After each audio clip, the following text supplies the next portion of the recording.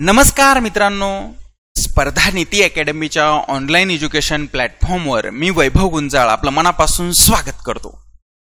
मित्रांनो, पोलीस भरती असेल, तलाठी भरती असेल किंवा यासारख्या इतर काही परीक्षा असतील, या परीक्षांसाठी मराठी व्याकरण हा विषय अत्यंत महत्त्वाचा समजला जातो। असं होणारच नाही की एखाद्याचा निकाल आला आणि त्याला मराठी व्याकरण जमत नव्हतं। कारण मित्रांनो, मराठी व्याकरणामध्ये परिपूर्णता आल्याशिवाय अशा प्रकारचे निकाल येऊ शकत नाही। इतकी महत्त्वाची भूमिका या परीक्षांसाठी मराठी व्याकरण या विषयाची आहे। आणि मित्रांनो, या लेक्चरमध्ये मी तुम्हाला मराठी व्याकरणाचं वन स्टॉप सोल्युशन देणार आहे, आणि तेही अगदी मोफत मोफत मोफत। बरोबर ऐकले तुम्ही, पूर्णतः मोफत। मित्रांनो, आपण या लेक्चरमध्ये चर्चा करणार आहोत की मराठी व्याकरण या विषयामध्ये पैकीच्या पैकी मार्क्स कसे मिळवावे। आता मित्रांनो, इतर विषयांपेक्षा म्हणजे इतर जे विषय आपल्याला परीक्षांमध्ये असतात त्या विषयांपेक्षा मराठी व्याकरण हा विषय आपल्याला जास्तीचे किंवा पैकी मार्क्स देऊन जाऊ शकतो। फक्त आपल्याला मराठी व्याकरणामध्ये परिपूर्णता आणणं गरजेचं आहे। आणि मित्रांनो, आपण हे लेक्चरमध्ये चर्चा करणार आहोत की मराठी व्याकरण या विषयामध्ये पैकीच्या पैकी मार्क्स मिळवण्यासाठी नेमकं कोणत्या गोष्टी लक्षात घेतल्या पाहिजे किंवा नेमकं काय केलं पाहिजे। तर मित्रांनो, मराठी व्याकरणामध्ये पैकीच्या पैकी मार्क्स मिळवण्यासाठी आपल्याला 4 महत्त्वाच्या गोष्टी लक्षात घ्यायच्या आहेत किंवा 4 महत्त्वाच्या गोष्टींची आपल्याला गरज आहे। तर आपण बघूयात की मराठी व्याकरण या विषयामध्ये पैकीच्या पैकी मार्क्स मिळवण्यासाठी कोणत्या 4 गोष्टी आपण लक्षात घेतल्या पाहिजे। चला तर मित्रांनो, मग बघूयात। बघा, याच्यामध्ये पहिली गोष्ट आपली अशी आहे मित्रांनो, ती म्हणजे परिपूर्ण संदर्भ साहित्य। बघा, आपल्याला ज्या 4 महत्त्वाच्या गोष्टी लक्षात घ्यायच्या त्यातली पहिली गोष्ट अशी आहे की परिपूर्ण संदर्भ साहित्य। मग मित्रांनो, मराठी व्याकरणाचा अभ्यास करताना परिपूर्ण संदर्भ साहित्य आपल्याकडे असणं गरजेचं आहे किंवा परिपूर्ण संदर्भ साहित्यातूनच आपण अभ्यास करणं गरजेचं आहे। आता मार्केटमध्ये असंख्य पुस्तक आहेत, आपल्याला कोणी सांगतं हे वाच, कोणी सांगतं ते वाच, कोणी सांगतं हे वाच। मग आपलाही गोंधळ उडून जातो, नेमकं मी काय वाचू, नेमकं कशामधून प्रश्न येतात, किंवा कोणतं एक परिपूर्ण संदर्भ साहित्य वाचल्यानंतर माझं मराठी व्याकरणाचा प्रश्न सुटेल आणि सगळे उत्तर माझे बरोबर येतील। तर मित्रांनो, माझं तुम्हाला सांगणं आहे, येथून पुढे हे लेक्चर बघून झाल्यानंतर तुम्हाला मार्केटमधलं कोणतंच पुस्तक वाचण्याची गरज नाही। सर, असं कसं? मार्केटमधलं कोणतंच पुस्तक वाचायचं नाही, मग आम्हाला मराठी व्याकरण समजेल कसं? तर मित्रांनो, यासाठी मी तुम्हाला परिपूर्ण संदर्भ साहित्य उपलब्ध करून देत आहेत, आणि ते पण मोफत मोफत मोफत। मित्रांनो, हे परिपूर्ण संदर्भ साहित्य म्हणजे आपल्या मराठी व्याकरणाच्या नोट्स। या मराठी व्याकरणच्या ज्या नोट्स आहेत मित्रांनो, या नोट्सच तुम्हाला परफेक्ट करायच्या, बाकी कोणतंच पुस्तक तुम्हाला वाचायचं नाही। आगामी एक्झाम ज्या होतील त्या एक्झाम मधले सगळे प्रश्न तुम्हाला या नोट्स मधून दिसतील। मला पूर्ण विश्वास आहे की तुम्ही या नोट्सचा जर परिपूर्णरित्या अभ्यास केला तर इतर कोणतंही पुस्तक तुम्हाला वाचायची गरज नाही नाही नाही। आणि मित्रांनो, या नोट्स मी अगदी साध्या सोप्या सरळ भाषेत दिलेल्या आहेत। मित्रांनो, डिस्क्रिप्शन बॉक्समध्ये मी आपल्या ॲपची लिंक दिलेली आहे, तिथे जा, आपलं ॲप डाउनलोड करा। त्या ॲपमध्ये तुम्हाला या मराठी व्याकरणाच्या नोट्स मोफत मिळतील। आलं लक्षात? त्यामुळे मित्रांनो, आपल्याला ज्या 4 महत्त्वाच्या गोष्टी समजून घ्यायच्या की मराठी व्याकरणामध्ये पैकीच्या पैकी मार्क्स मिळवण्यासाठी कोणत्या 4 महत्त्वाच्या गोष्टी आहेत, त्यातली सगळ्यात महत्त्वाची गोष्ट म्हणजे परिपूर्ण संदर्भ साहित्य, आणि ते मी तुम्हाला अगदी मोफत उपलब्ध करून दिलेले आहे। ह्या नोट्स तुम्ही केल्यानंतर इतर कोणतंही पुस्तक तुम्हाला वाचायची गरज नाही म्हणजे नाही। आगामी एक्झाम मध्ये जे प्रश्न येतील ते सगळे प्रश्न तुम्हाला या नोट्स मधून दिसतील, आणि ह्या नोट्स मी तुम्हाला मोफत उपलब्ध करून देत आहे आपल्या ॲपवर। डिस्क्रिप्शन बॉक्समध्ये जा, परत एकदा सांगतो, डिस्क्रिप्शन बॉक्समध्ये जा, तिथे आपल्या ॲपची लिंक दिलेली आहे, ॲप डाउनलोड करा, तुम्हाला हे नोट्स तिथे मोफत मिळतील, आणि या व्यतिरिक्त दुसरं काहीच करायची गरज नाही म्हणजे नाही। आलं लक्षात? मी खूप विश्वासानं सांगतो। त्यानंतर मित्रांनो, दुसरी महत्त्वाची गोष्ट आहे ती म्हणजे संकल्पनांची समज। आता बऱ्याच लोकांना असं वाटतं की मराठी व्याकरण हा विषय पाठांतराचा विषय आहे, काही गोष्टी पाठ केल्यावर आपल्याला मराठी व्याकरणामध्ये मार्क्स येऊ शकतात, तर असं बिलकुल नाहीये। मित्रांनो, मराठी व्याकरण हा विषय संकल्पनांनी भरलेला विषय आहे। 70 ते 80% गोष्टी सगळ्या या संकल्पनेवर आधारित आहेत। म्हणजे आपल्याला मराठी व्याकरणाचा अभ्यास करताना संकल्पनांची समज असणं गरजेचं आहे।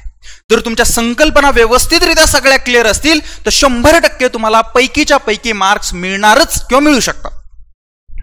आता संकल्पना क्लिअर करण्यासाठी किंवा संकल्पनाची समज येण्यासाठी काय केलं पाहिजे याबद्दल मी एक गोष्ट तुम्हाला शेवटी सांगणार आहे. फक्त लेक्चर शेवटपर्यंत व्यवस्थित बघा. त्यानंतर तिसरी महत्वाची गोष्ट आहे मित्रांनो, पाठांतर. काही अति महत्वाच्या गोष्टी असतात, या गोष्टींचं पाठांतर. मग मराठी व्याकरणामध्ये अशा काही 10-20% गोष्टी आहेत ज्या गोष्टी आपल्याला पाठ करून लक्षात ठेवाव्या लागतात, ज्यावर वारंवार प्रश्न आयोगाचे येत असतात. मग नेमकं कोणत्या अशा अति महत्वाच्या गोष्टी आहेत ज्या आपण पाठ करून ठेवल्या पाहिजेत याही बद्दल मी शेवटी बोलणार आहे, त्यामुळे लेक्चर शेवटपर्यंत बघा. आणि चौथा महत्वाचा घटक मित्रांनो, महत्वाचे घटक. महत्वाचे घटक म्हणजे काय, तर असे मराठी व्याकरणामधले घटक ज्या घटकांवर वारंवार प्रश्न विचारत असतात किंवा त्या घटकांवर वारंवार प्रश्न येतात. म्हणजे ते घटक जर आपण परिपूर्ण करून ठेवले तर आपल्याला मार्क्स मिळणार म्हणजे मिळणार. असे काही महत्वाचे घटक आपल्या मराठी व्याकरणामध्ये आहेत आणि ते घटक पण आपल्याला व्यवस्थितरित्या करून ठेवायचे. प्लीज लक्ष द्या. बघा मित्रांनो, मी तुम्हाला मराठी व्याकरणामध्ये पैकीच्या पैकी मार्क्स मिळवण्यासाठी 4 महत्वाच्या गोष्टी सांगितल्या. पहिलं तर परिपूर्ण संदर्भ साहित्य.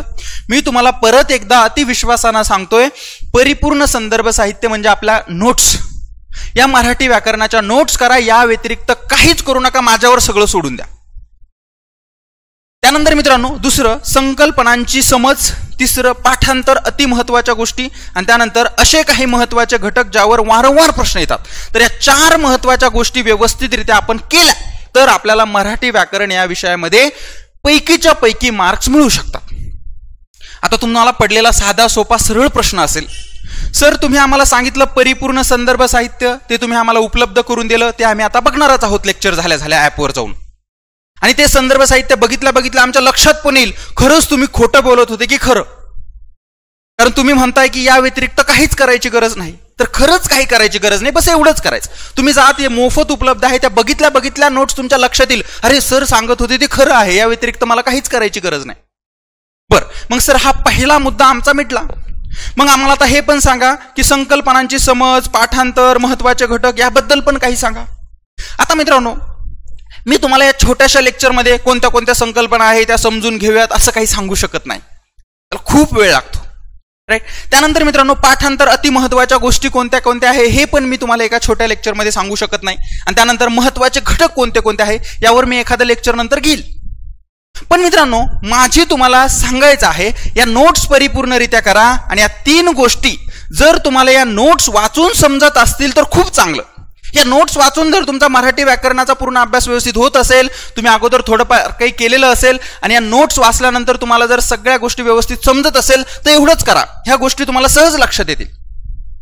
पण जर या नोट्स वाचून तुम्हाला जर 100% समजत नसेल, सगळ्या संकल्पना व्यवस्थित क्लिअर नसेल, कोणत्या महत्वाच्या गोष्टी पाठ करायच्या 10-20% त्या कोणत्या आहे ते समजत नसेल, महत्वाचे घटक कोणते आहे ते समजत नसेल, ज्यावर वारंवार प्रश्न येतात, तर यासाठी मित्रांनो, एकदम नवीन मुलांसाठी किंवा नवीन म्हणजे जे आता तयारी करताय त्यांच्यासाठी सांगतो मित्रांनो, या 3 गोष्टीसाठी मी तुम्हाला एक मराठी व्याकरणाची बॅच उपलब्ध करून देत आहे. ही कंपल्सरी नाही हा, ह्या नोट्स मी तुम्हाला मोफत उपलब्ध करून दिल्या.